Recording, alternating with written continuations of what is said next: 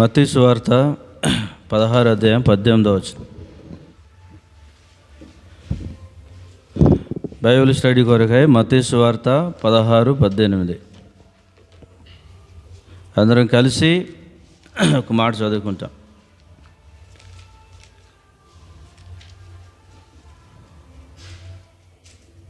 పద్దెనిమిదో వచనం. మరియు నీవు పేతురు, ఈ బండ మీద నా సంఘమును కట్టుదును, పాతాళలోక ద్వారములు దాని ఎదుట నిలవనేరవని నేను నీతో చెప్తున్నాను. చిన్న ప్రార్థన. ప్రియమైన పరలోక తండ్రి, మరొకసారి హెర్మోన్లో సాగిలపడడానికి ఇచ్చిన గొప్ప భాగ్యం కొరకు వందనములు. వాక్యం మీద మాట్లాడము తండ్రి. వచ్చిన మీ ప్రజల కొరకు వందనాలు. మమ్మల్ని తృప్తిపరచుము, పరమందుండి మీ మాటలు అందించుము. మేము మీ వాక్యం ద్వారా ఆనందము, తృప్తి, నెమ్మది అనుగ్రహించబడి ప్రభా వెళ్ళుటకు సహాయం చేయండి. దౌర్భాగ్యం నన్ను కూడా జ్ఞాపకం చేసుకోండి. మీ సన్నిధి మాతో ఉంచండి. ఎవరికి మీ ఏర్పాట్లో ఉన్నారో వారిని నడిపించండి. నన్ను కూడా ఉదయకాలం తీసుకొచ్చారు. నిలబడే సమయం దీవించమని కోరుకుంటూ ఇక్కడ కూడా జరుగుతున్న సేవను కూడా మీరు ఆశీర్వదించమని ఘనత, మహిమ, ప్రభావాలు మీకు ఆరోపిస్తూ యేసు ప్రభు నామంలో ప్రార్థించి అడిగి వేడుకొంచున్నాము తండ్రి, ఆమేన్. ఈ మాట మనం జ్ఞాపకం చేసుకున్నప్పుడు మత్తయి సువార్త 16-18 చాలా శ్రేష్టమైంది. ఈ బండ మీద నా సంఘమును కట్టుదును, పాతాళలోక ద్వారములు దాని ఎదుట నిలవనేరవని నీతో చెప్తున్నాను. దేవుడు అంత్యదినాల్లో దేవుడు మన జీవితాలు కట్టాలని ఆశపడుతున్నాడు. అందుకే ఆరంభంలో కట్టే పని మోషేకు అప్పగించినాడు. నిర్గమకాండము, దేవుని వాక్యంలో నిర్గమకాండము 40 అధ్యాయంలో మోషేకు దేవుని కట్టే పని అప్పగించినప్పుడు నమ్మకంగా దేవుని పని చేసినట్టు రాయబడింది. నిర్గమకాండము 40 అధ్యాయం ఒక దగ్గర రాయబడింది, చదువుదాం.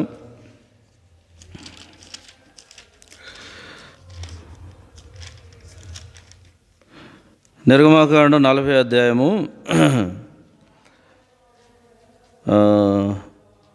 33వ వచనం. 33వ వచనం చదువుకుందాం.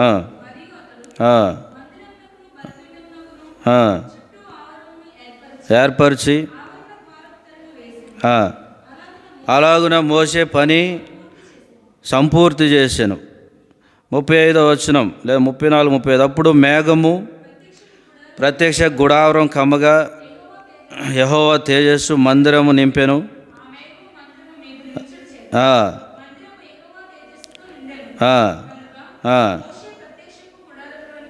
మందిరము యెహోవా తేజస్సుతో నిండెను అని రాయబడింది. ఏం కారణమంట? అలాగున మోసే పని సంపూర్తి చేశాను అని రాయబడింది. ఆరంభంలో దేవుడు ప్రేమించి మోసేకి పని అప్పగించినప్పుడు అంట ఏం నింపబడింది?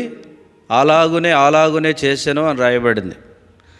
అందుకే మోసే చేసిన పనిని బట్టి మేఘం అంట ప్రత్యక్ష గుడారం అని ఏం చేసిందంట? కమ్మింది. యెహోవా తేజస్సు, దేవుని తేజస్సు మందిరాన్ని నింపింది అని రాయబడింది. తర్వాత దేవుడు ప్రేమించి మందిరం కట్టే పని ఎవరికి అప్పగించినాడంటే నెహెమ్యా గ్రంథము ఒక మాట మనం చదువుకుంటాం. 1వ అధ్యాయం, నెహెమ్యా గ్రంథం 1వ అధ్యాయం. తర్వాత దేవుడు నెహెమ్యాకు అప్పగించినాడు.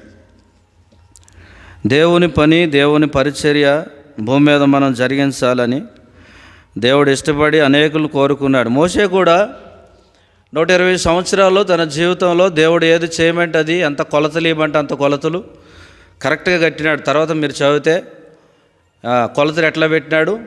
కరెక్ట్ కొలతలు వేసినాడు. దాన్ని బట్టి దేవుని మందిరంలో దేవుని మహిమ నిండిందని రాయబడింది. తర్వాత దినాల్లో నెహెమ్యాకు దేవుని పని అప్పగించినాడు. 2వ అధ్యాయము 18వ వచనం, 2:18. ఇదియుగాక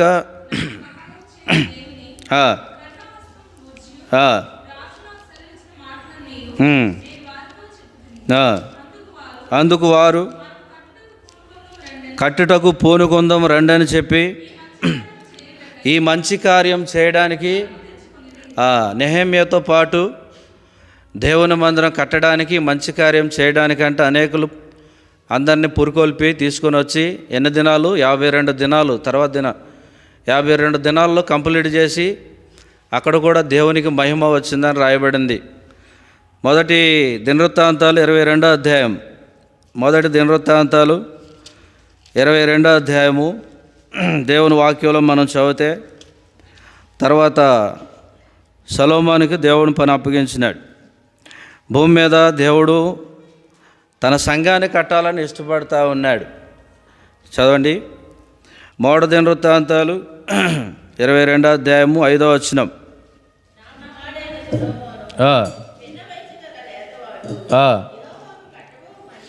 కట్టబో మందిరం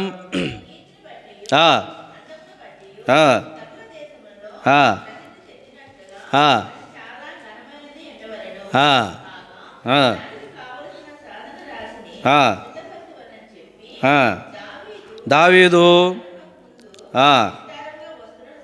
మరణానికి ముందు ఏం చేసినాడు? 22వ అధ్యాయంలో కుమారుడైన సొలొమోనుకి దేవుని పని చేయడానికి కోరుకున్నాడు.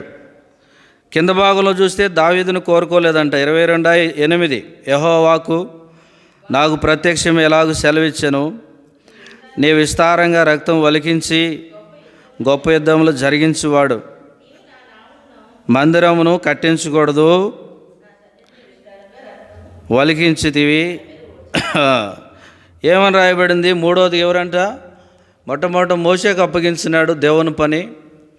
దేవుని మందిరంలో మహిమ దిగింది అని రాయబడింది. ఎంత నమ్మకంగా, ఎంత ఖచ్చితంగా ప్రభు పని కొరకై ఆయన ప్రయాసపడుతూ వచ్చినాడు. మహిమ ఎక్కడ దిగింది? దేవుని మందిరంలో దిగింది. ఎవరు వెళ్ళలేకపోయినారు లోపలికి. ఏం కారణం అంట? దేవుని మహిమను బట్టి. అయితే ఒక దగ్గర రాయబడింది, ఈకాబోదు పరిస్థితులు, మహిమ పోయింది అని రాయబడింది. రెండవది ఎవరికి అప్పగించినాడు? నెహెమ్యా కూడా రాజు దగ్గర గిన్నె, మనకు తెలుసు చరిత్ర, గిన్నె అందించేవాడు. దేవుని మందిరం పడిపోయింది అన్నప్పుడు ఎంతో ఏడ్చి దుఃఖించి దేవుని మందిరం కట్టడానికి అనేకులను సమకూర్చుకొని ఏం చేసినాడు? కట్టడం ద్వారా 52 దినాల్లో దేవునికి మహిమ వచ్చిందని రాయబడింది. మూడవదిగా సొలొమోను కూడా ఏం చేసినాడంట? దేవుని మందిరం కట్టడానికి లేతవాడు, పిన్న వయస్సు గలవాడు. దేవుడు కోరుకున్నాడు. కట్టబో ఆలయం ఎవరికి? మనుషునికి కాదు, దేవుడైన యెహోవాకే గనక ఈ పని మిక్కిలి గొప్పది అంటాడు. తర్వాత దినాల్లో హగ్గయి గ్రంథంలో ఒక మాట చదువుదాం. దేవుడు ఆయా పరిస్థితులను బట్టి దేవుని మందిరం పని కట్టడానికి ఇష్టపడుతూ వచ్చినాడు. హగ్గయి గ్రంథం చూడండి, ఒక మాట చదువుదాం.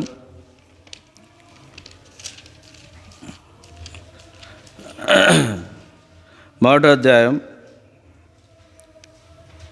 హగ్గయి 1వ అధ్యాయం 12వ వచనం. తర్వాత ఎవరికి అప్పగించినాడంట? జెరుబ్బాబెలు. చూద్దాం. షయల్తీయేలు కుమారుడైన జెరుబ్బాబెలును, యెహోజాదా కుమారును, ప్రధాన యాజకునగు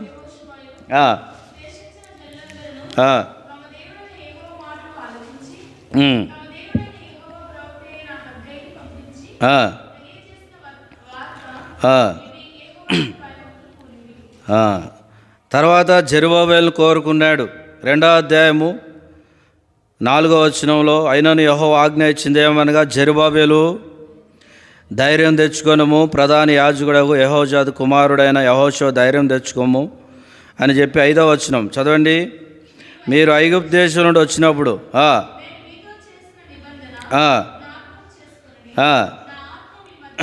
నా ఆత్మ మీ మధ్యన ఉన్నది కనుక భయపడుకుడి. ఇక్కడ 4 అయ్యారు. తర్వాత దేవుడు కోరుకున్న వ్యక్తుల్లో ఏమంటే కోరేషుని కూడా దేవుడు ఏర్పాటు చేసుకున్నాడు. మనం చూస్తే ఒకవేళ కోరేషు అన్య రాజును ఏం చేశాడు? ఇశ్రాయేల్ అందరిని తీసుకెళ్ళి నువ్వేం చేయాలా? మందిరం కట్టాలా. కాబట్టి కట్టే పని పాత నిబంధనలు ఎంతమందికి అప్పగించినాడు. అయితే కొత్త నిబంధన మత్తయి సువార్త 16:18 వచ్చేబట్టికి ఏమంటాడంటే, నా సంఘమును ఎవరిని కడతా? నేనే కడతా. ఏం కారణం? దేవుడు ఎవరిని నమ్మలేకపోయినాడు పరిస్థితులను బట్టి. ఈ దినాల్లో పరలోకంలో దేవదూతలు లేని భాగ్యం భూమి మీద మనల్ని నమ్మి అప్పగించినా కూడా దేవుడు మనకి ఎందుకు అప్పగించాలా? నా సంఘాన్ని ఏమంటాడు? 16, నా సంఘం నేను కడతాను, పాతాళలోక ద్వారములు దాని ఎదుట. పేతురు వచ్చి అనొచ్చు, ప్రభువా అంటే ఆయన మీదే కడుతున్నాడు. నేను కట్టొచ్చు కదంటే కనుక అంటాడు, నేనే కడతా. ప్రభు కట్టువాడు. అంత్య దినాల్లో, అపార దినాల్లో, పాత నిబంధనల్లో ఎంతోమందికి అప్పగించినాడు. కొంతమంది దేవుని మహింపరిచారు, కొంతమంది మహింపరచలేకపోయినారు. అయితే కొత్త నిబంధనకు వచ్చేబట్టికి మత్తయి సువార్తలో సుంకరైన మత్తయిని ఏర్పాటు చేసుకునే ఆ అధ్యాయంలో 16:18 ఏమంటాడు? నా సంఘమును నేను కడతా, పాతాళలోక ద్వారములు దాని ఎదుట నిలువనేరరు. బండ అనేది రాయి, బండ అనేది రాయి. దావీదు జీవితంలో కూడా ఒక 5 అనుభవాలు దేవుడు తన జీవితంలో చేసిన అనుభవాలు చూడండి. మొదటి సమూయేలు గ్రంథము 17వ అధ్యాయం. రాయి అనేది చాలా శ్రేష్టమైంది. ఈ బండ మీద కట్టబడాల సంఘం. ఎవరు కడతారు? పేతురుకి కానీ యోహానుకి కానీ కొన్నిసార్లు అప్పగించలే. కొత్త నిబంధనలు ఎంతోమంది ఉన్నా కూడా ఎందుకు నమ్మలేదంటే, నేనే కడతా, నా సంఘము, నా బిడ్డలు, నా ప్రజలు, నా గొర్రెలు. ఏమంటాడు? నా గొర్రెలు నా స్వరము వినును అంటాడు. నా ప్రజలు అంటాడు. చూడండి, ఆడ యాలా లోయలో దావీదు యొక్క అనుభవంలో ఒక మాట చదువుకుంటాము. 17వ అధ్యాయం. యాలా లోయలో యుద్ధం చేయడానికి వెళ్తున్న పరిస్థితులను బట్టి దావీదు ఎన్ని రాళ్ళు ఏరినాడంట? 40వ వచనం, 17:40. అందరం చదువుదాం. తన కర్ర చేత పట్టుకొని ఏటిలో నుండి 5 నున్నని రాళ్లను ఏరుకొని తన యొద్దనున్న చిక్కములో నుంచుకొని వడిసెల చేత పట్టుకొని ఆ ఫిలిస్తీను చేరువకు ఎన్ని రాళ్ళు అంటే 5 నున్నని రాళ్ళు. 5 ఎందుకు ఎక్కువ ఏరలే? గొలియాతును చంపాలంటే రాయి సరిపోద్దా? మనం అనుకుంటాం చిన్న పామును కూడా పెద్ద కర్రతో అని సామెత ఉంది. చిన్న పామునైనా మనం సింపుల్గా ఏదో చేద్దాం అనుకుంటే ఒకళ్ళు అది ఇంకోలాగా అయిద్దేమో. దావీదు జీవితంలో నున్నటి రాళ్ళు ఏటు లోయలో, ఏలా లోయ అని ఉంది. ఆ యుద్ధం చేసే సమయంలో సౌలు కవచము, కత్తి అన్నీ ఇచ్చినా కూడా ఈ వాడుకలో లేవు. అయితే ఏం చేసినాడంట? నున్నటి రాళ్ళు, గరుకైనవి కాదు, నున్నటి అనుభవం ఏందంట? ఇంతకుముందు ఎప్పుడో జ్ఞాపకం చేశా. ఆ ఏటులో వెళ్ళినప్పుడు ఈ గరుకైన ఏమైతే అటుకొట్టుకొని ఇటుకొట్టుకొని నున్నటి జీవితం. 5 రాళ్ళు ఏరుకున్నాడు. 5 రాళ్ళు ఎక్కడ పెట్టుకున్నాడు? చిక్కంలో పెట్టుకున్నాడు. దేవుని వాక్యంలో సెలవిచ్చిన చిక్కము సంఘం ఎక్కడుందంట? చిక్కము ఒక సంచిలాగా ఉంటుంది. అది ఆ సంచిలో రాళ్ళు వేసినప్పుడు అంట, ఆ రాళ్ళు ఉన్నప్పుడు ఎట్లుంటాయి ఈ రాళ్ళు? ఒకటి ఆ మూలకు, ఒకటి ఈ మూలకి, ఒకటి ఈ మూలకి వెళ్ళదు, ఒకే దగ్గర ఉంటాయి. చిక్కము ఇది ఐక్యత చూపిస్తుంది అంట. దావీదు దగ్గర చిక్కము ఉంది, 5 రాళ్ళు ఉన్నాయి. 5 రాళ్ళు ఎక్కడ ఉన్నాయి? ఒకదాని మీద ఒకటి అట్లా పడటం ద్వారా ఏమైందంట? ఆ వేడి కొంత, లేకుంటే సహవాసం. ఈ 5 అనుభవాలు దావీదు జీవితంలో నున్నటి జీవితం రావడానికి కొన్ని అనుభవాలు మనం జ్ఞాపకం చేసుకుంటాం. సంఘము అనేది చాలా శ్రేష్టమైనది. సంఘాన్ని దేంతో పోల్చినాడు? ఒక చిక్కంతో పోల్చినాడు. ఆ చిక్కములో ప్రజలు ఎట్లుండాలంట? అందుకే దావీదు అంటే 133 సహోదరులు ఐక్యత కలిగి, మనకు తెలిసిన మాట అది. ఐక్యత ఎంత మేలు, ఎంత మనోహరము. అహరోను తల మీద పోయబడి గడ్డం మీదుగా కారి దిగజారిన పరిమళ తైలం వలె ఉండును, హెర్మోను మంచు అంటాడు.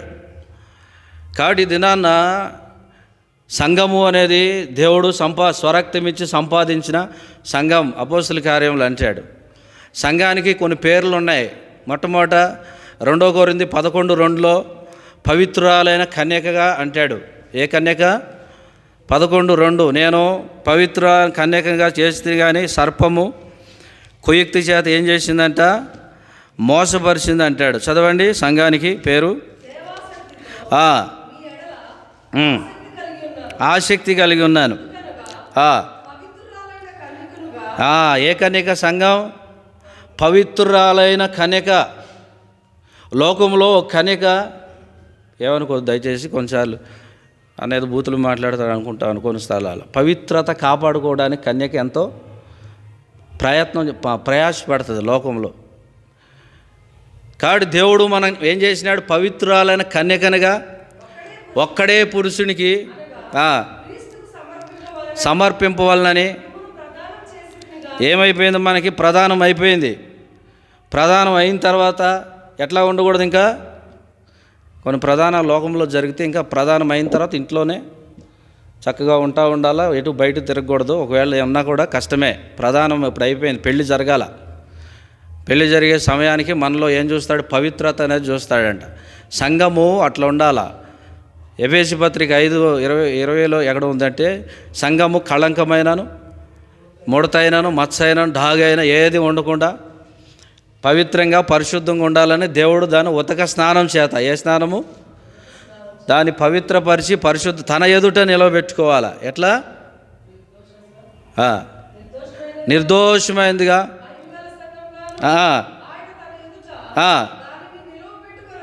ఎవరు ఎదుట? సామాన్యంగా ఒక ఎంపీ, ఎమ్మెల్యే లేకుంటే చిన్నోడు, ఆ ఎమ్మెల్యే దగ్గర ఒక పిఏని మనం ఆయన దగ్గర వెళ్ళి నిలబడాలంటే ఏముండాలా? ఎక్కడి నుంచి పర్మిషన్ తీసుకుంటూ పోవాలా. ఒక పిఏ అట్లాంటిది ఒక ఎమ్మెల్యే ముందు నిలబడాలంటే మనకి ఎట్లా? కొంత ఏదో ఉండాలా, కొద్దిగా అధికారం. ఇక్కడ కాదు, ఈ ఏళ్ల ముందు కాదు, ఎవరి ముందు నిలబడాలా? ఆయన ముందు నిలబడాలి. ఉత్తుత్తుని వెళ్తే నిలబడడానికి ఇష్టం లేదు. కాదు, ఆయన ఎదుట నిలబెట్టుకోవాలని ఉతక స్నానం చేత. ఏ స్నానం ఇది? ఉతికి. ఆ ట్రైన్లో వచ్చేటప్పుడు దాదాపు నాకు కూడా సీటు దొరకలే, కింద దొర్లాడుతున్నా. వైట్ షర్టు ఎట్లుందంటే రిజర్వేషన్ దొరకలే. దొర్లాడు చూస్తే షర్ట్ అంతా ఏమైపోయింది? మాసిపోయింది. అవి వైట్ వేసుకుంటాం పరిస్థితిని బట్టి. ప్రభు కూడా మనల్ని ఆయన ఎదుట నిలబెట్టుకోవాలని ఉతక స్నానం చేత కళంకమైనను ముడతైనను మచ్చైనను డాగైనను అటుది ఏది లేక పవిత్రమైన కన్యకగా ఉండాలని దేవుని ఆశ. నీవైనా నేనైనా అంత్య దినాల్లో, భయంకర దినాల్లో జీవిస్తున్నాం. సంఘానికి రెండో పేరు ఏంటంటే, కీర్తన 45:10 ఏమంటాడంటే, రాణిగా పోల్చబడింది. మొట్టమొదట పవిత్రాలైన కన్యకా సంఘం. దేవుడు సంఘానికి ఇచ్చిన విలువ, వాల్యూ, సంఘం కొరకు ఆయన స్వరక్తం ఇచ్చింది దేనికి ఇవ్వలే. అందుకే ఈ సంఘం కట్టడానికి మోషే కానీ వాళ్ళందరిని ఏర్పాటు చేసుకున్నాడు, మహిమ దిగింది.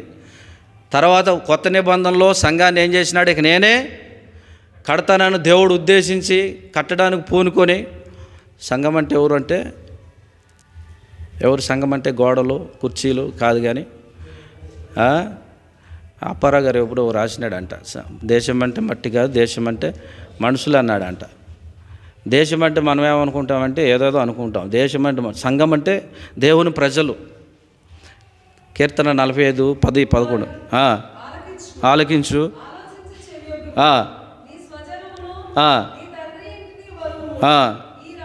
పైన ఉంది 9 రాణి ఓఫీరు అలంకరించుకొని. ఎవరంట? రాణి అని ఉంది 9.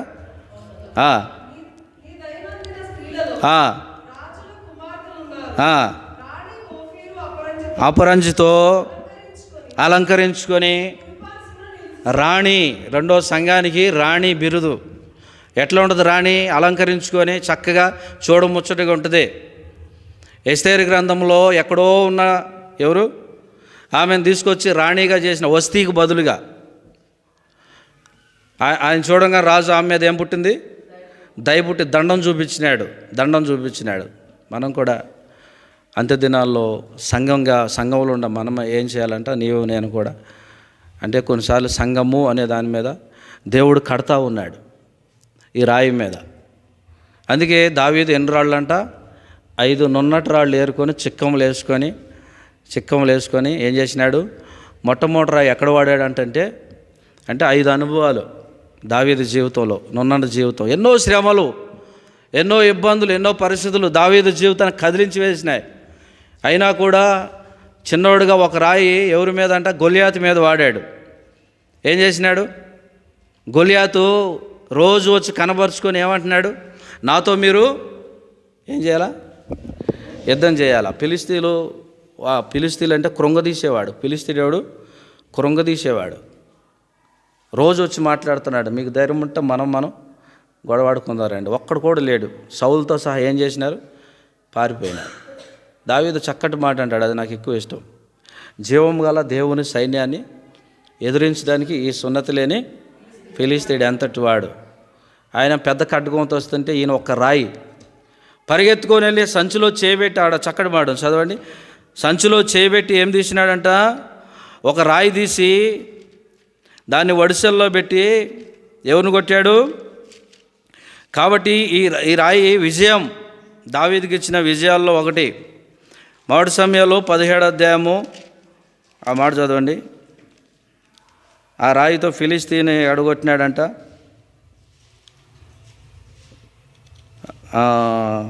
49 చదువుకుందాం.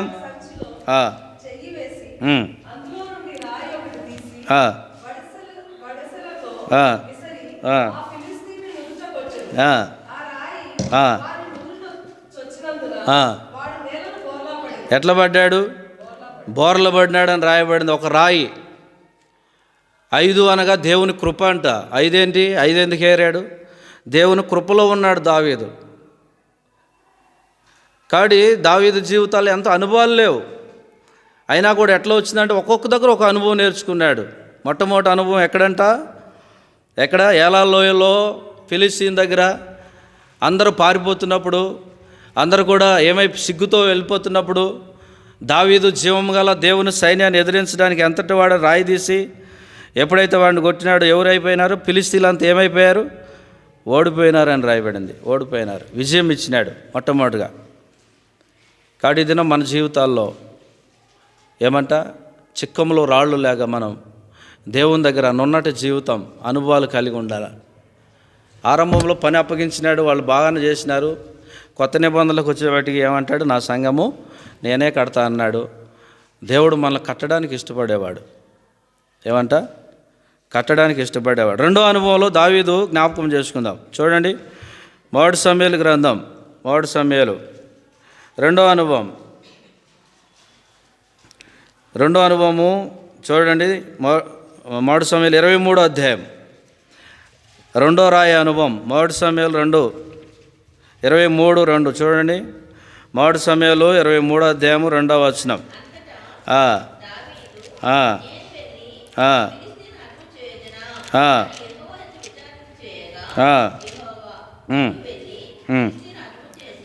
అమ్మా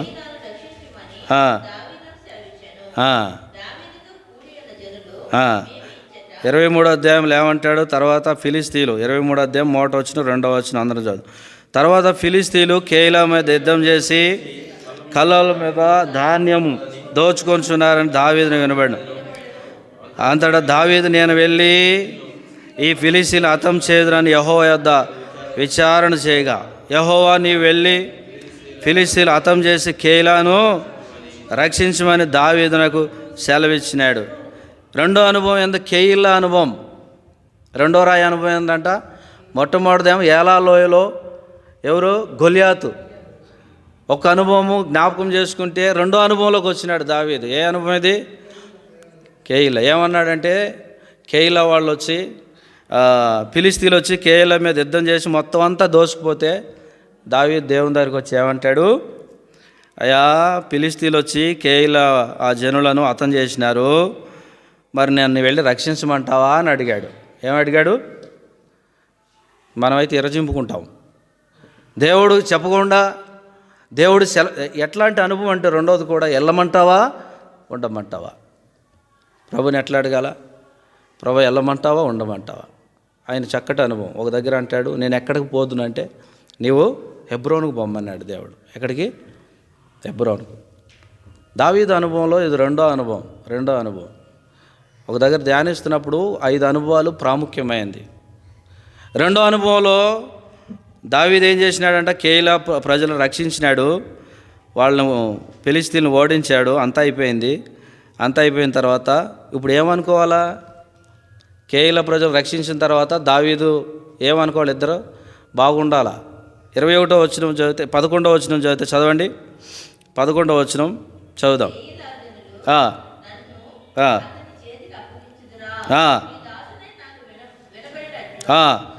సౌలు దిగివచ్చిన ఇశ్రాయేలు దేవ యెహోవా ప్రార్థింపగా. చూడండి 23వ అధ్యాయంలో కేయిలా జనులను రక్షించిన తర్వాత ఈ కేయిలా వాళ్ళే దావీదును సౌలుకి అప్పగిస్తారని అనుకోడు. అసలు ఏమనుకోడు? ఇప్పుడు నేను ఎవరికైనా మేలు చేశాను అనుకోండి, మేలు చేసిన తర్వాత అర్థం అవడానికి ఆయన నన్ను శత్రువుకు అప్పగిస్తాడని అనుకుంటామా? అసలు అనుకో. ఇంకేమైనా ఉంటే అట్లా పంచుకుంటూ ఉంటాం. కేయిలాను రక్షించిన తర్వాత సౌలు కేయిలా వాళ్ళ దగ్గరికి వచ్చి ఏమంటాడంటే, ఎక్కడున్నాడు దావీదు అని అడిగితే చూపిస్తారు. అందుకే దేవుడు ముందే అడుగుతాడు, అయ్యా కేయిలా నేను రక్షించే కదా, వాళ్ళని కాపాడే కదా, వాళ్ళకి మేలు చేసే కదా, ఫిలిష్తీయులు చేసిన వాడు రక్షించినా కదా, ఇప్పుడు సౌలు వస్తే నన్ను వాళ్ళకి అప్పగిస్తారా అని అడిగితే దేవుడు ఏమన్నాడు? కింద మాట చదివితే నిన్ను వాళ్ళు అప్పగిస్తారు, తప్పకుండా నువ్వు పారిపో అంటాడు. అదే కేయిలా ప్రజల దగ్గరికి వెళ్ళి అడిగితే ఏమంటారు? అయ్యో బ్రదర్, ఏమంటారు వాళ్ళు? అయ్యో బ్రదర్, అబ్బా నిన్ను అప్పగిస్తామా? నువ్వెంతటోడు, మాకు ఎంత మేలు చేసావు, ఫిలిష్తీయులు వచ్చి మమ్మల్ని కొడతా ఉంటే నువ్వే కదా రక్షించింది, ఆ మాట ఎప్పుడు అనుకోవద్దు దావీదా అని ఎన్ని కలబోలు మాటలు చెప్పుంటారో. అయితే ఎవరిని అడిగాడు దావీదు? రెండో అనుభవం. దేవుని దగ్గరికి వెళ్ళాడు, అయ్యా కేయిలా వాళ్ళు నేను నమ్మలేకపోతున్నా, వాళ్ళు ఒకవేళ సౌలు వస్తే నన్ను వాళ్ళకి అప్పగిస్తారా, దాచుకుంటారంటే దేవుడు ఏమన్నాడు? ఆ కింద మాట చదివితే ఏమంటాడు?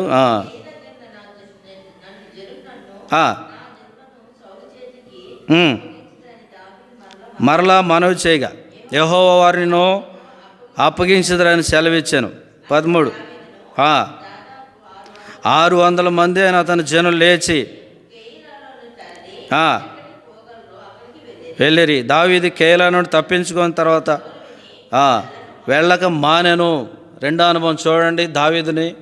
ప్రతి అనుభవంలో ఈ 5 రాళ్ళ అనుభవం ఏంటంటే, ఒకటి ఏలా లోయలో ఆ ఫిలిష్తీయుని చేతిలో నుంచి ఎవరిని రక్షించినాడు దేవుడు, అందరికీ విజయం కలుగజేసినాడు.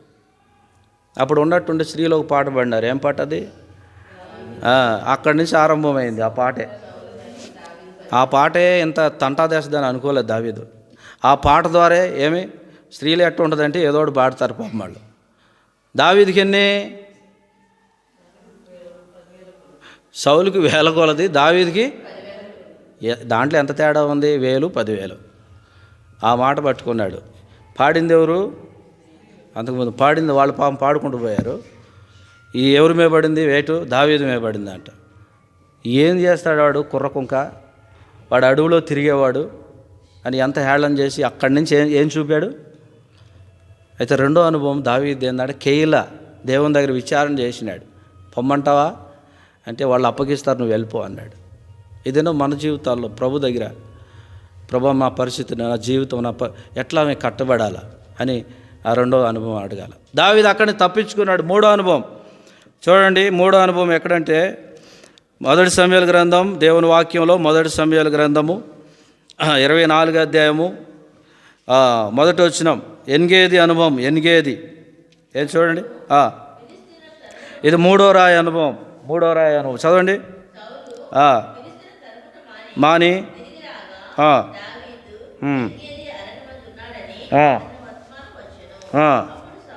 సౌలు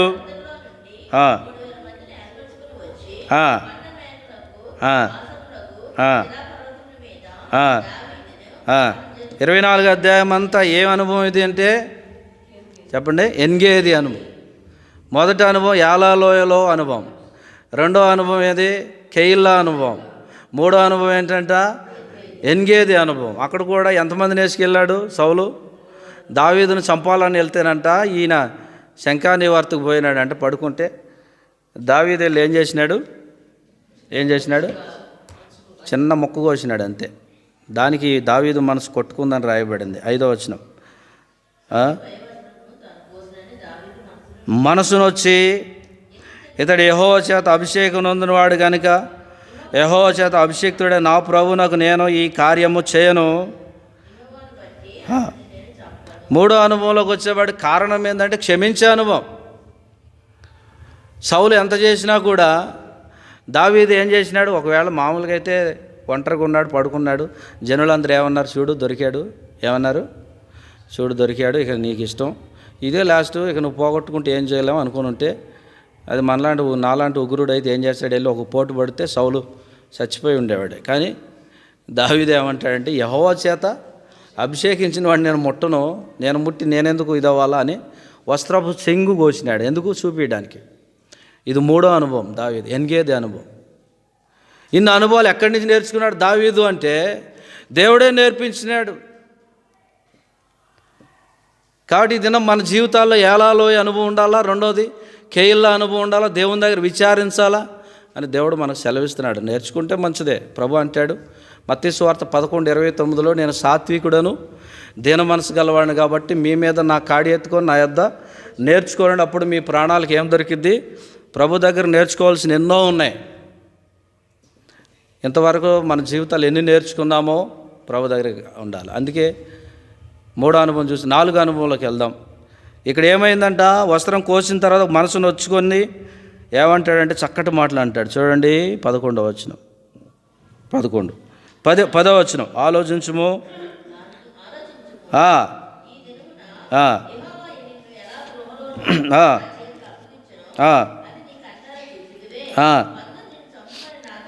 నాతో చెప్పినాను, కనికరించి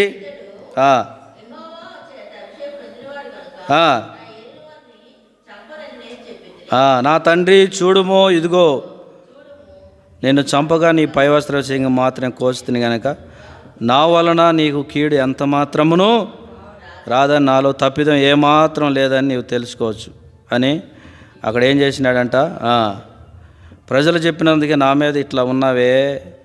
ఎనిగేది అనుభవంలో ఏందంట, క్షమాపణ అనుభవం. అప్పుడు సౌలు ఏమంటాడు, నా ఎడల నీకున్న ఉపకార బుద్ధిని వెల్లడి చేస్తూ గనక నీవు నాకంటే నీతిపరుడు. 3వ రాయి 5 రాళ్ళు ఏరినాడు.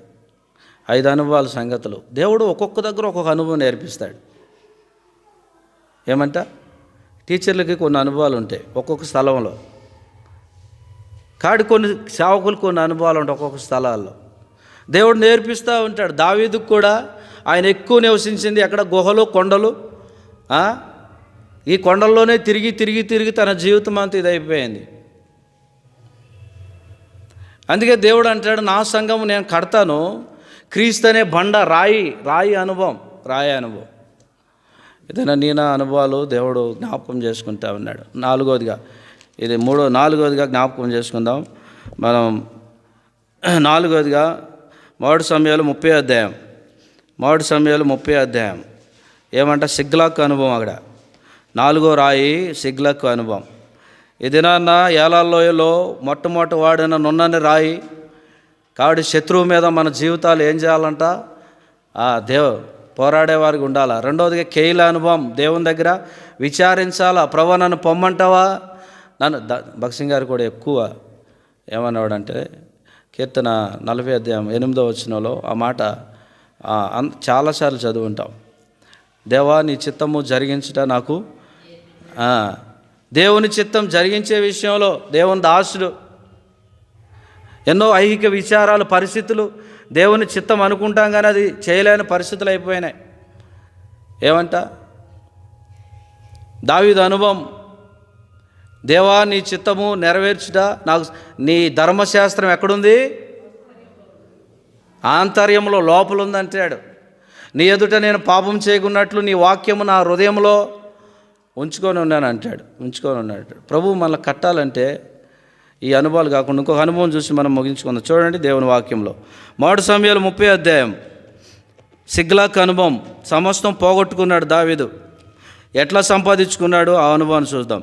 దేవుని వాక్యంలో 3 సమయాల 30 అధ్యాయం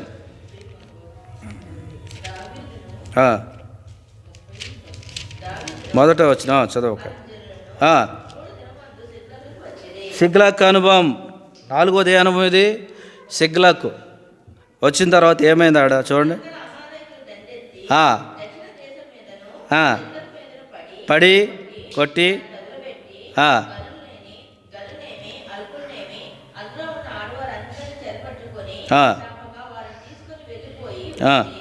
మూడవ వచనం, దావీదును అతని జనులను పట్టణంకి వచ్చి అది కాల్చబడి ఉంట, భార్యలు కుమారులు కుమార్తెలు చెరలోను కొనుపోబడి ఉంటా చూచి ఇక ఏడ్చుటకు శక్తి లేకపో.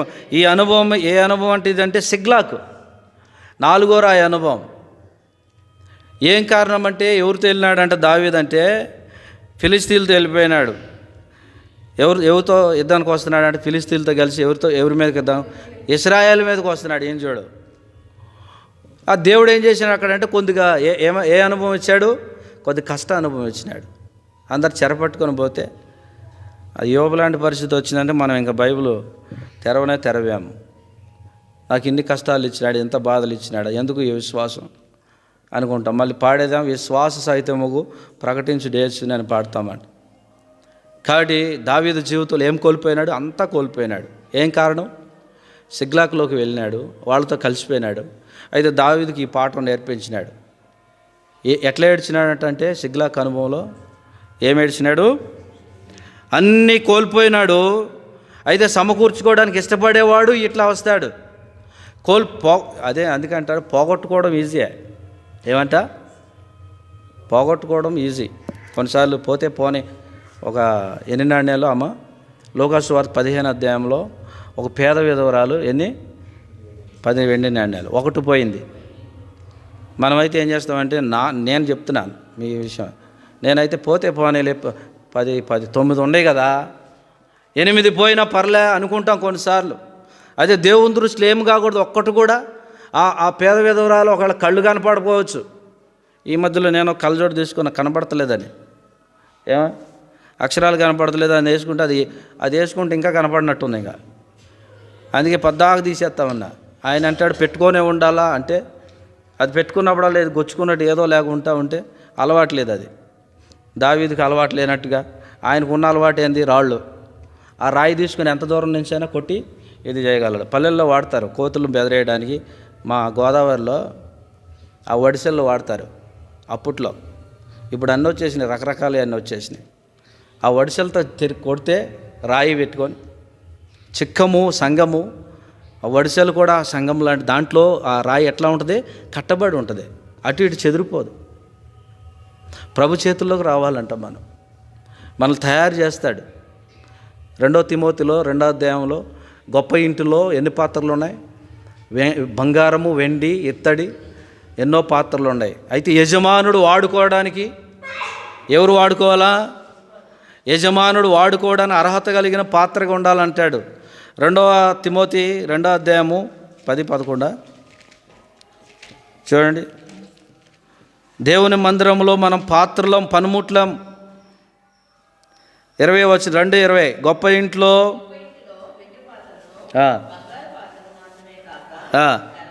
కర్రవి మట్టివి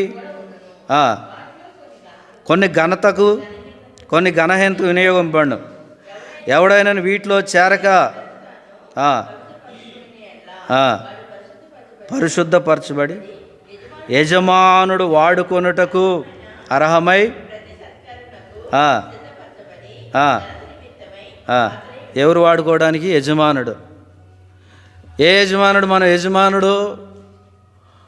యజమానుడు మనల్ని వాడుకోవాలంటే నువ్వు బంగారమా కర్ర వెండ ఇత్తడ ఏదైనా పని ఉంది దేవుని మందిరంలో అంటాడు. ఏమంటాడు?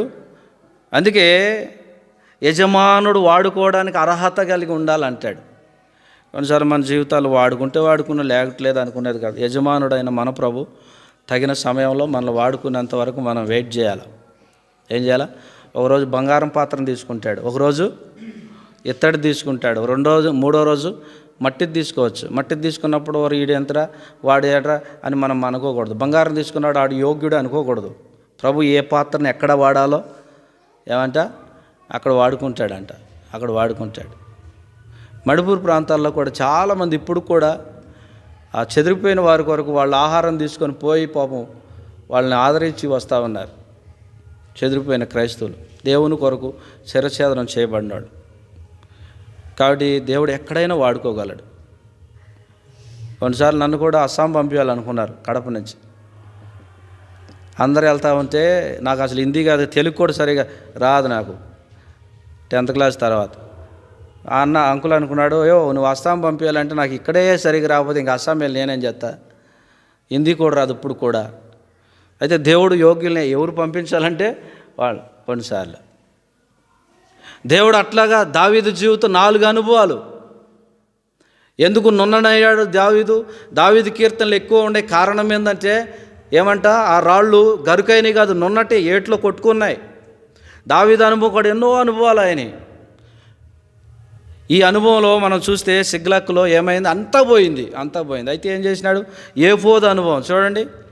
ఏఫోదు తెమ్మన్నప్పుడు ఆడ అంటాడు, అయ్యా ఈ దండును తరిమితే ఏమంటాడు, రాయి అనుభవాలు జ్ఞాపకం చేస్తున్నావు. లాస్ట్ ఈ దండును తరిమినాడలా విచారణ చేసినాడు. దేవుడైన సెలవిచ్చాడు దావీదుకి, చెప్పండి. తరుము దక్కించుకుందామని. తర్వాత భాగంలో చూస్తే సమస్తము సంపాదించుకున్నాడు. ఏం చేశాడు, సంపాదించుకోవడం అంటే ఊరికే పైపైన కాదంట, ఆత్మలందరినీ సంపాదించుకున్నాడు. ఏదైతే పోగొట్టుకున్నారో దేవుడు దాన్ని సమకూర్చాడు. ఇది ఎన్నో అనుభవం, 4 అనుభవం. సిగ్లాకు లాస్ట్ అనుభవం, అరోనా అనుభవం. చూడండి సమూయేలు గ్రంథం 2వ సమూయేలు 24వ అధ్యాయం ఆ మాట లాస్ట్. 5వ రాయి, 5 నున్నటి రాళ్ళు చిక్కములు ఉంచుకున్నాడు. ఒక్కొక్క స్థలంలో ఒక్కొక్క దేవుని పని కొరకు దావీదు తన జీవితంలో సమస్తం ఏం చేసినాడు, దేవునికి అర్పించుకున్నాడు. 2వ సమూయేలు గ్రంథం 24వ అధ్యాయం 16వ వచనం.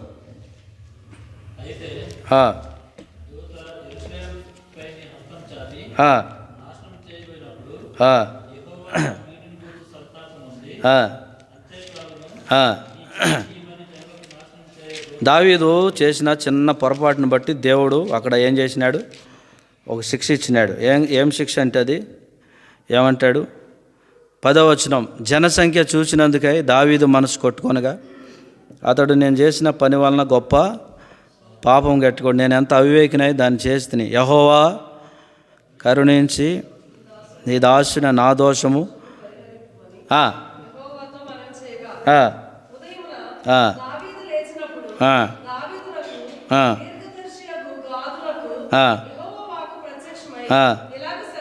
నీవు పోయి దావీదు ఇట్లనము యెహోవా సెలవిచ్చిన 3 విషయాలు మనకు తెలిసినవి ఇవి. మొట్టమొదటి 7 సంవత్సరాలు క్షామం, తర్వాత తెగులు, తర్వాత పారిపోవడం 3 దినాలు. 7 సంవత్సరాలు 3 నెలలు 3 దినాలు. ఏమైందంటే దావీదు ఏమంటాడంటే 14, అందుకు దావీదు నాకేమీ తోచుకున్నది, గొప్ప చిక్కుల్లో ఉన్నాను, యెహోవా బహు వాత్సల్యం గలవాడు, మనుషుని చేతిలో పడకుండా. ఇది 5వ అనుభవం. ఎక్కడైతే అరోనా కళ్ళం దగ్గర రావాలా. కళ్ళము అంటే చాలాసార్లు మనం కళ్ళము అంటే ఏంటంటే వేరు చేసేది, పొట్టు నుంచి గింజ వేరే స్థలం కళ్ళము. మనం ఈ వడ్లు కళ్ళాలు చూస్తూ ఉంటాం. అప్పట్లో తొక్కేవాళ్ళు, ఇప్పుడు మిషన్లు వచ్చేసినాయి. ఏమొచ్చినాయి, ఆ మిషన్ కోసుకుంటా పోతే గింజలో దగ్గరికి గడ్డ దగ్గరికి వెళ్ళిపోతుంది. టెక్నాలజీ పెరిగిపోయింది. అప్పుడు గడ్డ అంతా వేసి ట్రాక్టర్ వేసి తొక్కి మళ్ళీ జల్లించి ఇది చేసాయి. ఇప్పుడు టెక్నాలజీ పెరిగిపోయింది, అన్ని కోతలు వచ్చేసినాయి. ఏమంటే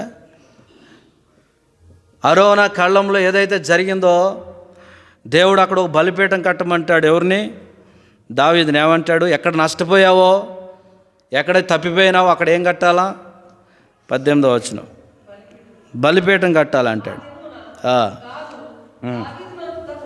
వచ్చి అరోనా యొక్క కళ్ళంలో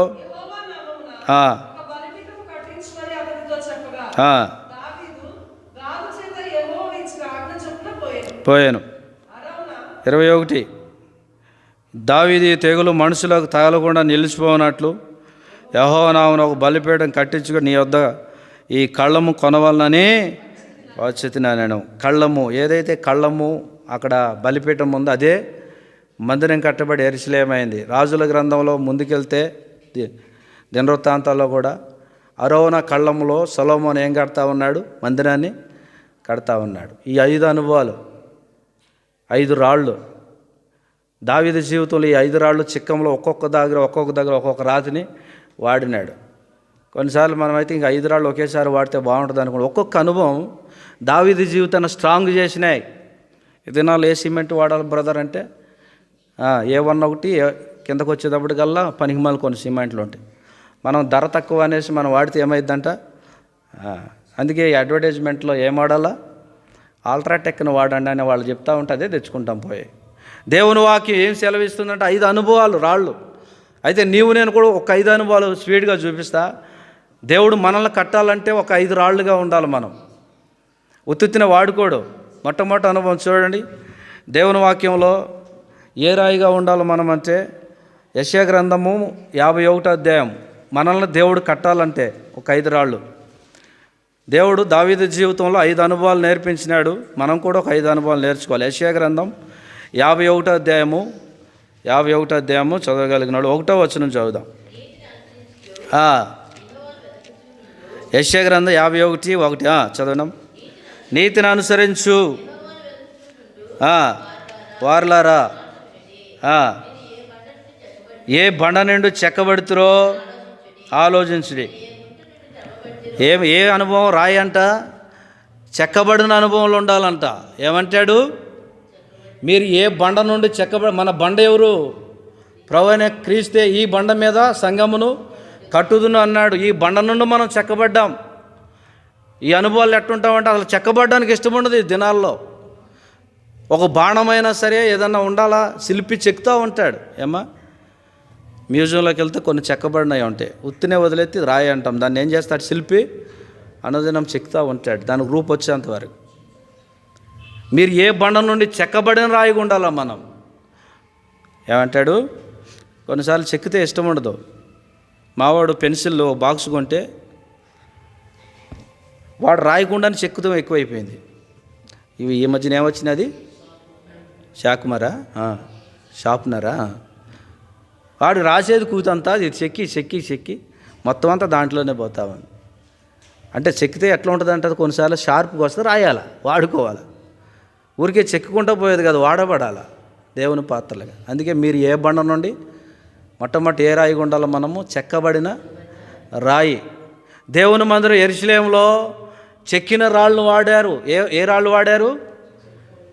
ఇప్పుడు మనం ఏదో చెక్కకుండా రాళ్ళు చెక్కడం అంటే ఏమొస్తుందంటే రక్షణ అనుభవం. చెక్కి ఆ రాళ్ళను వాడుతూ ఉంటాం. ఆ తాపి మేస్త్రి వేసి రుద్దుతూ ఉంటాడు, షార్ప్నెస్ రావాలా. మనల్ని రుద్దితే మనం ఒప్పుకోము, ఇంకా గరుగ్గా ఉండాలనుకుంటాం. ప్రభువా నన్ను రుద్దొద్దు. ఆ చేపనేసి రుద్దినప్పుడు ఏమైంది? దాని మీద ఉంటా కొన్నిసార్లు దేవుడు ఆ రూపులోకి తెస్తాడు.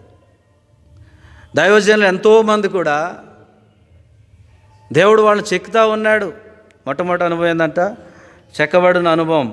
అందుకే 1 పేతురు 2:4 చదువుదాం. 1 పేతురు 2:4. 1 పేతురు 2:4. మొట్టమొదటి రాయి సంఘంలో నీవు నేను కూడా దేవుని చేత చెక్కబడి మలచబడిన పరిస్థితి, రక్షణ అనుభవం. చెక్కితే వాడుకుంటాడు దేవుడు. 1 పేతురు 2వ అధ్యాయం 4వ వచనంలో మనుషుల చేత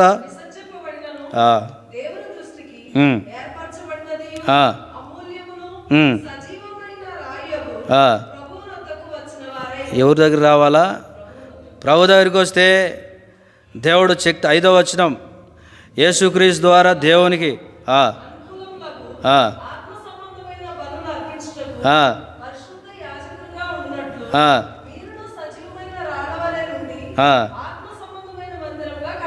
మొట్టమొదటి రాయి ఏం చేసాం? చెక్కబడిన రాయిని చూసినాం. ప్రభు చెక్కినప్పుడు మన జీవితాల రక్షణ అనుభవం లేదా మన జీవితంలో ప్రభు కొరకే జీవించే అనుభవం, చెక్కబడిన అనుభవం. రెండో అనుభవం 1 రాజులు 5:18. రెండో రాయి 1 రాజులు 5:18. ఆడ ఒక అనుభవం ఉంది. మొట్టమొదటి చెక్కబడిన అనుభవం 1 రాజులు 5వ అధ్యాయం 18వ వచనం. రెండో అనుభవం చదువుదామా? చూడండి.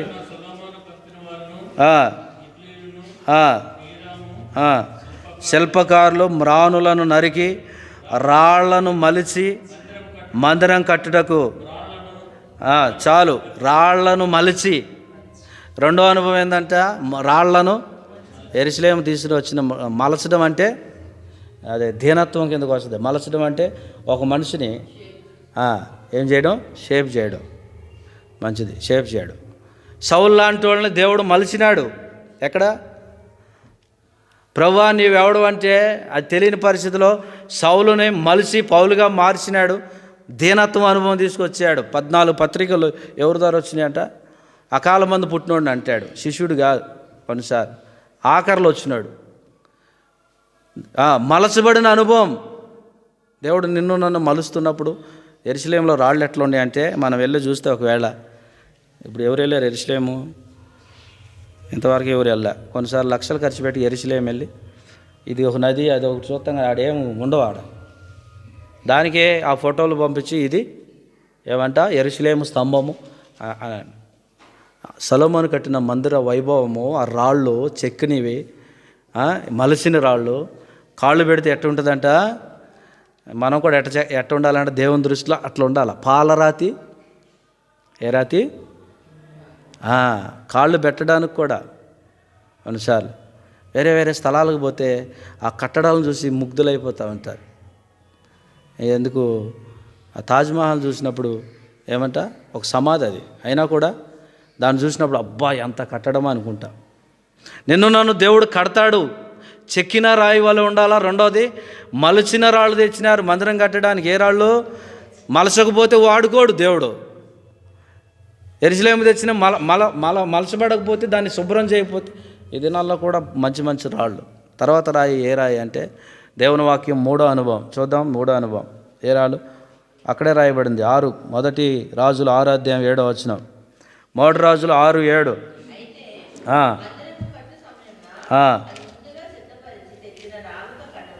మూడవది అనుభవం ఏంటంట? ముందుగా సిద్ధపరిచినాయి. ఎట్లా సిద్ధపరిచినాయి? అందుకే దేవుడు మనల్ని సిద్ధపరుస్తున్నాడు. మనం అనుకుంటే అప్పుడప్పుడే వెళ్ళిపోతాం. శిలువ మీద దొంగ ఎట్ట వెళ్ళాడు? దేవా నీ రాజ్యంలో చేర్చుకుంటే నువ్వు నాతో కూడా ఎక్కడుంటావు? మనదంతా అదే తపన ఉంటుంది. లాస్ట్లో ఒక క్షమాపణ కోరుకుంటే ఎక్కడుంటాం? పరదేశంలో ఉంటాం అనుకుంటా అయిపోద్ది. అప్పుడు ఇచ్చినాడు దేవుడు ఆ సమయం. ఎప్పుడు ఇచ్చాడు? శిలువ మీద దొంగకి అయిపోయింది అప్పుడు పరిస్థితిని బట్టి. ఇప్పుడు అనుకుంటాం, ఈ లాస్ట్లో వచ్చేసి ఏమంటాం? ప్రభా నన్ను క్షమించి నీతో కూడా నేను ఉండాలి. మొన్న మా అత్త చనిపోయింది. మా అత్త అంటే మా నాన్నోళ్ళు సొంత చెల్లి. ఆమె పేరు రాటాలమ్మ. ఇప్పుడు కూడా తాగుతూ ఉంది. తర్వాత చుట్టలో తాగిద్ది. నేను చెప్తున్నా, రక్షణ లేదు. ఆమె చనిపోయిన తర్వాత సమాధి చేసినారు. నేను చనిపోయినప్పుడు రాలే. మొన్న బంధువులు వస్తారు పలకరిద్దామని వెళ్తే ఒక పాస్టర్ గారిని తీసుకొచ్చి, వేరే ఆర్సీఎం పాస్టర్ గారు ఆ ప్రార్థన చేస్తూ ఉన్నాడు. మీ దాసురాలు ఎక్కడుందంట? మీతో కూడా పరలోకంలో ఉంది. చుట్ల తాగి ఆమె తాగుబోతు. నాకు తెలుసు రక్షణ లేదు అంటే ప్రతి ఒక్కళ్ళకి అదే. ఆడ ఒక రాయి పోతున్నారు. ఆ రాయి ఏందంట? ఒకటేమో ఇంకోటి రాళ్ళు రాసినాడు. ఏమంట? క్రీస్తునందు మృతులు ధన్యులు అని పెట్టి నా ధన్యురాలా అంటే నన్ను ప్రార్థన చేయమంటే నేను ఉండదొండట్టు చేసిన. ప్రభు రక్షణ లేదు, కుటుంబాన్ని రక్షించుకో. అదే అలవాటు. ప్రతి వాళ్ళు ఏం చేస్తాము? సమాధుల దగ్గరికి వెళ్ళాం కానీ అదే వాక్యం. మీ దాసురాలు మీతో ఉంది, పరదేశంలో ఉంది, విశ్రాంతిలో ఉందంటే ఏడుంటుంది? జీవించినంత కాలము దేవుని కొరకు ఉండకుండా జీవించినంత కాలం ఎక్కడుందంట? తన కొరకు బ్రతికింది. అయితే ఇప్పుడు మా అత్తని నేనేదో 4 వాక్యాలు చెప్తే పరలోకం పోదు. సిద్ధపడి ఉండాలా. మత్తయి సువార్త 25వ అధ్యాయంలో ఇంతకుముందు కన్యకల గురించి మనం చూసినాం. సిద్ధపడిన వాళ్ళు, సిద్ధపాటు లేని వాళ్ళు. సిద్ధపడిన వాళ్ళు ఎక్కడికి వెళ్ళినారు? ప్రభుతో కూడా వెళ్ళిపోయినారు. ఇదేనం సిద్ధపడకపోతే కష్టమే. ఒకరోజు ఒక ఆత్మ వచ్చి ఒక ఆయన పడుకున్నాడంట. మనిషి ఏముంది లోపల? ఆత్మ హఠాత్తుకు బయటకు వచ్చి ఏం చెప్పింది?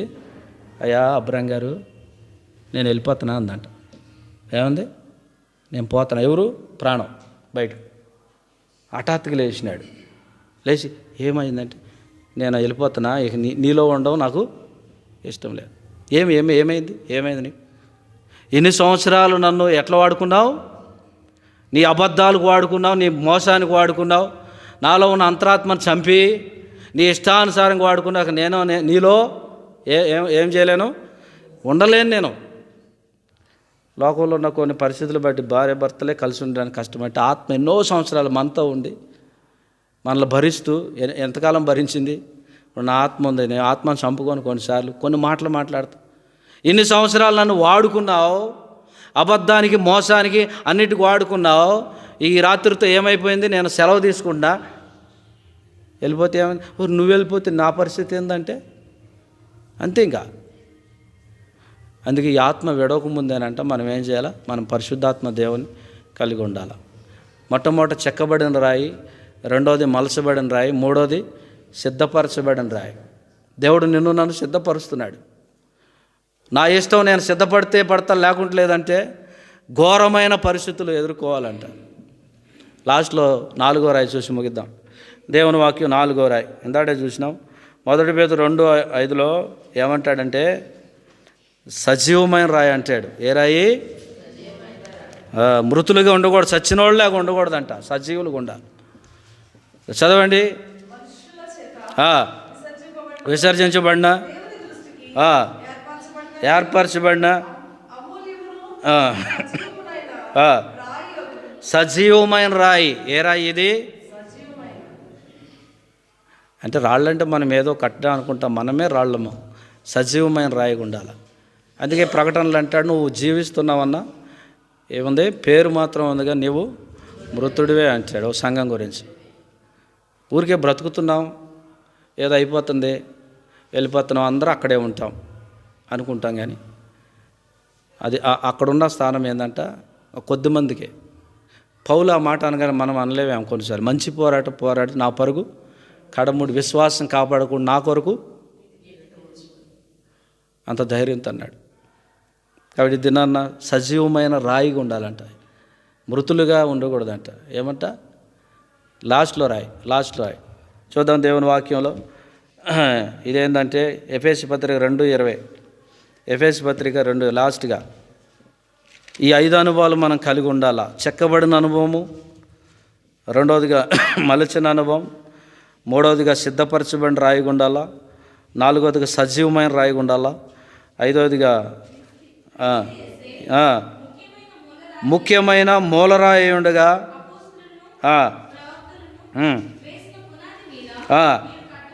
మీరు కట్టబడి ఉన్నారు.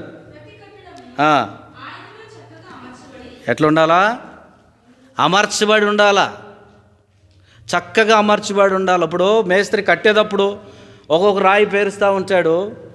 ఆ రాయి వచ్చి, రే బుద్ధి లేదా మేస్త్రి నీకు, ఈడిమే పెడుతున్నాను నన్ను, ఆ పక్క జరపంటే మేస్త్రి కట్టినట్లే ఉండాలా.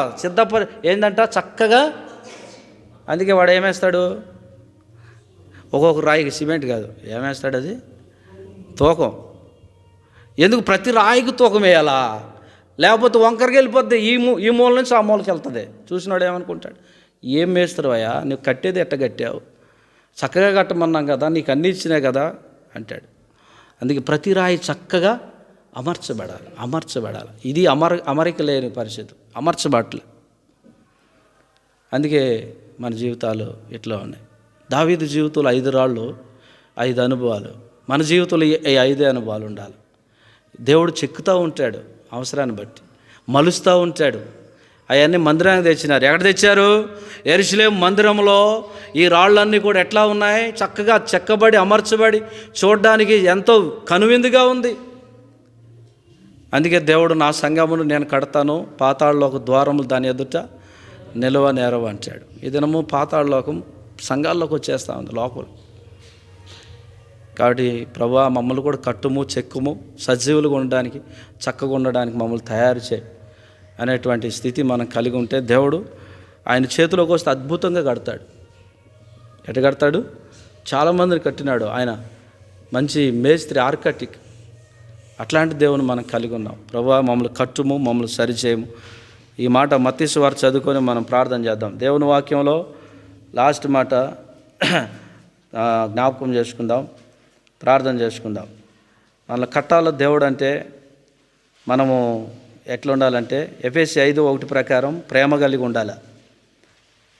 ఎఫెసీ పత్రిక 5:1 మీరును ప్రేమ కలిగి ఉండండి అంటాడు. స్పీడ్గా చదవండి. ఎఫెసీ 5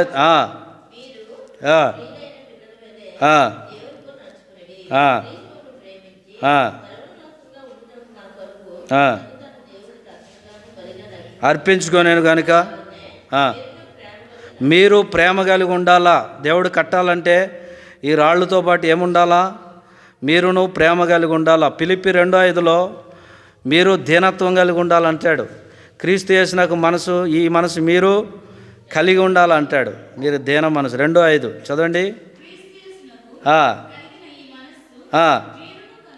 ఏ మనసు కలిగి ఉండాలా?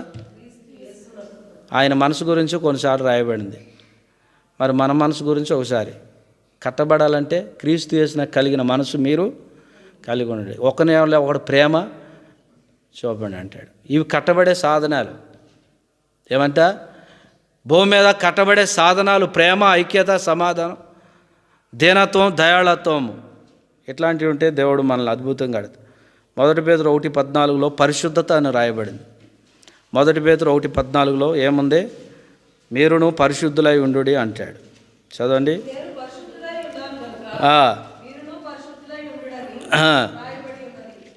ఏముండాలా? మరి పరిశుద్ధులు లేకపోతే కట్టలేడంటే కట్టలేడు దేవుడు. ఈ అనుభవాలు ఏది లేకపోయినా కూడా దేవుని అనుభవాల్లో మన జీవితం కట్టబడదు. దేవునితో కూడా ఉండాలనే భాగ్యం మనం కలిగి ఉంటే భూమి మీదే మనం ఏం చేయాలంట? ప్రభుతో ఏముండాలా?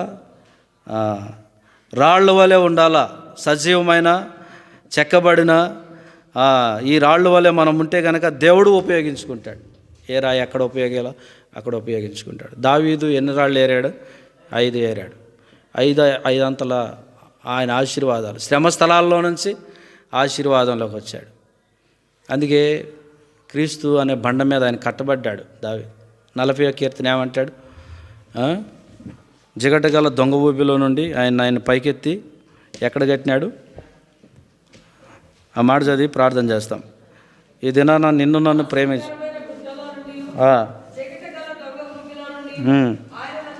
పైకెత్తను, బండ మీద నిలిపి. ఎక్కడ నిలిపాడు? బండ మీద నిలిపి నా అడుగులు స్థిరపరిచాను. దావీదు అనుభవంలో మనం కూడా ఈ అనుభవాలు గుండా వెళ్తూ ఉంటే దేవుడు అద్భుతంగా నా సంఘమును నేను కట్టుదును. దేవుడు కట్టివాడు. మనం ఎట్లా ఉండాలంట? 5 రాళ్ళు వల్ల చూసాము. ప్రభువా నన్ను నా కుటుంబాన్ని నువ్వు కట్టి వాడుకో అని ప్రార్థన చేసినప్పుడు దేవుడు అద్భుతంగా కడతాడు. ప్రార్థన చేస్తాం. చిన్న ప్రార్థన చేసుకుంటాం.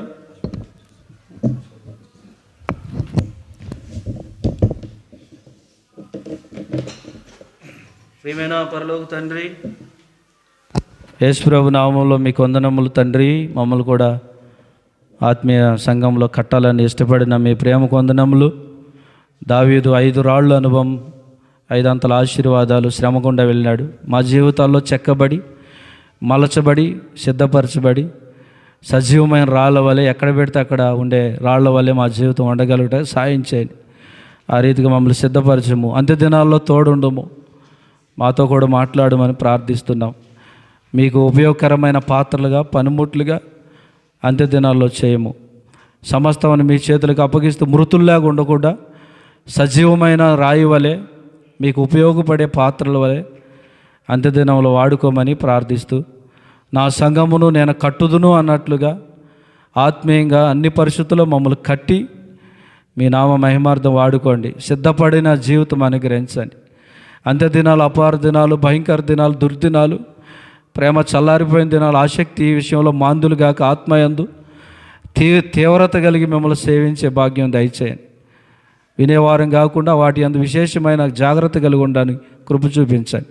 హెర్మోను జ్ఞాపకం చేసుకొని ఆత్మీయంగా కట్టండి. మీ ప్రజల కుటుంబాలన్నీ దీవించండి. రాబోయే దినాల కొరకు సిద్ధపరచండి. దాసుడు దాసురాలు చేస్తున్న సేవ దీవించమని ప్రార్థిస్తూ మీ చేతులకు అప్పగిస్తూ, ప్రభా సమస్తం బావుగా జరిగించి మీ ప్రజలందరినీ కట్టమని యేసు ప్రభు నామములో ప్రార్థించి అడిగి వేడుకొంచున్నాము తండ్రి. ఆమేన్. తండ్రి అయిన దేవుని ప్రేమ, ప్రభువైన యేసుక్రీస్తు వారి గొప్ప కృప, పరిశుద్ధాత్మ అన్యోన్యమైన సహవాసము, సన్నిధి, కృపాక్షేమం మనందరికి తోడైండి నడిపించునుగాక. ఆమేన్.